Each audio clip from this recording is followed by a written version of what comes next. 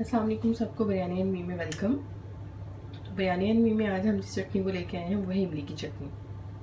तो इमली की चटनी का फ़ायदा ये है कि आप इसको चिप्स पकौड़ों समोसों के साथ इसके अंदर फिलिंग करके थोड़ा सा प्याज टमाटर वगैरह डाल के आप इसको गोलगप्पों के अंदर फिलिंग करके भी यूज़ कर सकते हैं, नई भलों के साथ यूज़ कर सकते हैं। तो ये बहुत मज़े की बनती है और एक दफ़ा आप इसको अगर बना लेंगे तो 10 से 15 दिन ईज़िली ये जो है वो स्टे कर जाती है फ्रिज के अंदर, ख़राब भी नहीं होती। तो रमज़ान के लिए बड़ी परफेक्ट सी रेसिपी है।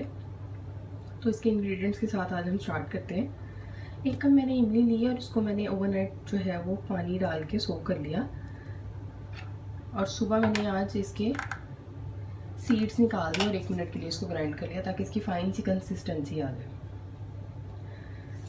अब बाकी इंग्रेडिएंट्स जो इसके अंदर जाएंगे वो 1 टेबलस्पून नमक है, 3 टेबलस्पून चीनी है और 1 टेबलस्पून जो है वो सुरख मिर्च है जो क्रश की हुई होती है।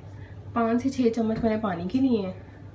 तो इसको करना हमने कुछ नहीं, वो सिंपल सा है। इसको सिर्फ हमने एक जो है वो पतीले के अंदर डाल के इसको हमने 5 से 10 मिनट पकाना है कि ये सारी चीज़ें इसके अंदर मिक्स हो जाएं। That's it. और उसके बाद आपकी चटनी रेडी है। तो स्टार्ट करते हैं आपके सामने। तो लीजिए, फ्लेम मैंने ऑन कर दी है। ऑन करने के बाद अब मैं इसके अंदर ये पल्प डालूंगी इमली का।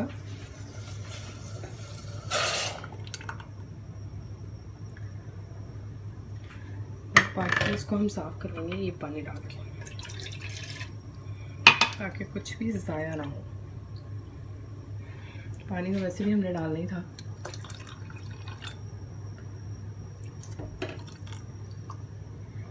ठीक है।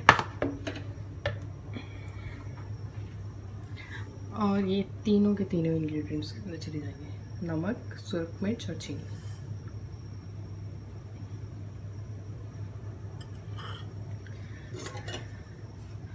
इसको हम मिक्स करेंगे।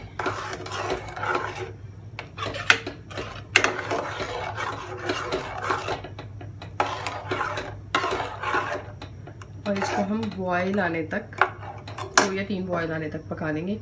उसके बाद हम फ्लेम बंद करके और इसको सर्व कर देंगे। तो अभी देखते हैं इसमें 2-3 बॉयल आते हैं तो इसको फिर मैं बताती हूँ। तो आप ये देखिए इसमें बबल्स आना स्टार्ट हो गए हैं। इतना पतला जाएगा और मैं भी फ्लेम जो है वो ऑफ कर दूँगी।